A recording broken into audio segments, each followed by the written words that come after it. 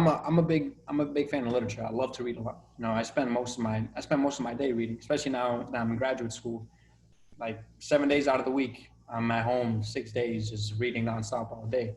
And so like ever since I was a kid, I really got into like stories, into not even just fantasy stories, but just reading about people, reading about different places in the world, about different times in history, just different scenarios. And I'm like different characters in it. And I wish I could live in these different moments, you know, different times, different areas. But obviously I'm Juan and I'm constricted to the reality of my surroundings. Yeah, So yeah. I'm limited, you know what I mean? Yeah. So with photography and film, it's a way for me to escape that. You know what I mean? And through literature, through reading, all these different creative outlets are ways for me to escape the confines in which I find myself in. Which, you know, I'm not in a bad situation. I'm not. But just, you know, why wouldn't someone want to go Escape, try bro. to Do something escape? You know what different. I mean? Yeah. Escape, see Not something else. You know, it's experience like when something. you read like a book about fantasy or some shit like that. You're like, do like it's something crazy. You You live never in the think world, bro. like dragons and shit like you're just like, all right, this is I get to live here and I could be the character that you are. Yeah, that's just fire. Yeah. But I think that's the beauty of books, bro, is that like when you're reading, you pretty much you like I don't want to say you become a character in the book, but like you basically like live in the book, bro. You know what I'm saying? You live in that world. Like I always bring up the example of Harry Potter because that's what I'm reading, bro. You read Harry Potter, bro, you're living in Hogwarts, bro. You know what I mean? You're in the wizard world. Mm. You know what I'm saying? Like that's what books do. Like you dive into the mind and the just the atmosphere of that world, bro. See, and that's what I always tell people. Like all my you can ask all my buddies back at home. I try to get everybody to read. No one. Obviously, it's a lot harder. It's hard, bro. It's hard. You can't tell people to read, bro. You just it'll come to them or it doesn't, bro. Exactly, and that's something that I've come to realize. But the reason, like the main reason I push for people to start reading more in general, is because you're limited to the experiences that you live in your life. You feel me? You're only one person. Yeah. You know? There's only so many things you can experience. There's only so many places you can go to. But if you read, and you know, preferably I say nonfiction. You know, read autobiographies, read biographies, because through these books you experience the life of someone else. You feel me? You now have the opportunity to learn from someone else's mistakes, to learn from someone else's accomplishments. You learn from what other people have been through, because these are real people in real world scenarios going through real shit. So you read about these people, and to me, that's always the way I took it. You know, now I can learn from these individuals' mistakes, accomplishments, and I can take what fruits were given to him in his life, and I can apply that in my own life. That's why I love to read, and that's why I've read so many books, and that's why I feel I'm an individual who I consider myself an intellectual. You know what I mean? Because of that. But that's the only reason. You feel me? So that's not to say it's anything special. Anybody can do it, and anybody can achieve again that stage of intellect. But they just need to be able to put themselves out there and actually put the effort in to study, you know, to learn from these other people.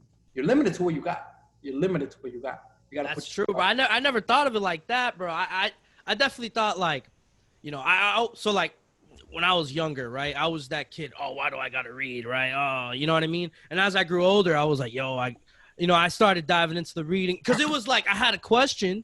I'm like, yo, what the fuck is this? Or why is this happening? And then you go into the rabbit hole and then you start reading. You know what I mean? That's what got me into reading because I always had a fucking question or I wanted to know more, right? Like, for example, I don't know, history class. The magic bullet theory is the reason why JFK died, and that's the official story.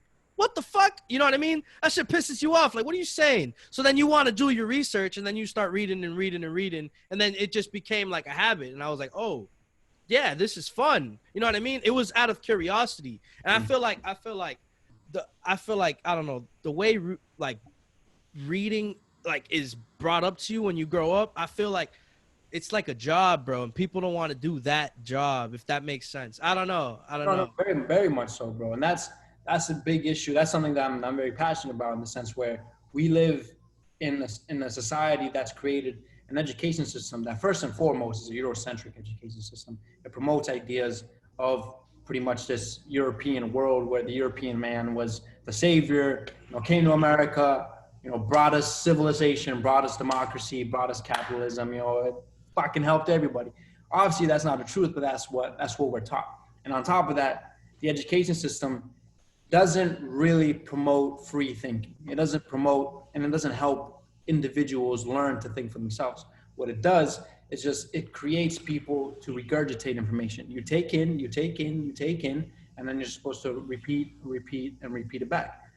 But again, that desensitizes kids to learning, very much so. That's how I was. I hated it. I fucking sucked in high school. When I That's graduated, what everyone says, bro. when I graduated high school, I had a 1.9 GPA. I had a 1.3, bro. That's bad.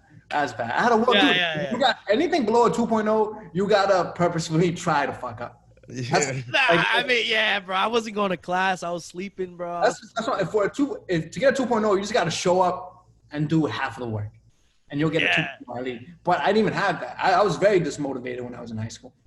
When I went into college, I only got into one school. I got to LaSalle University. But I only got accepted into one. I applied to like 10 different schools, every single fucking school in Nine. Every school. I only got into one.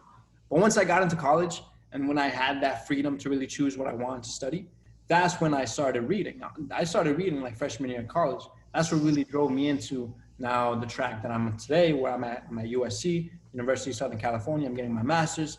I'll be getting my PhD in a few years. And that's really what put me on track. You know what I mean? Congrats, bro. Congrats. Yo, clap it up for this, Yo, man. for real, bro. I'm proud of you, bro. I'm proud of you, bro, for that. For that's awesome, bro.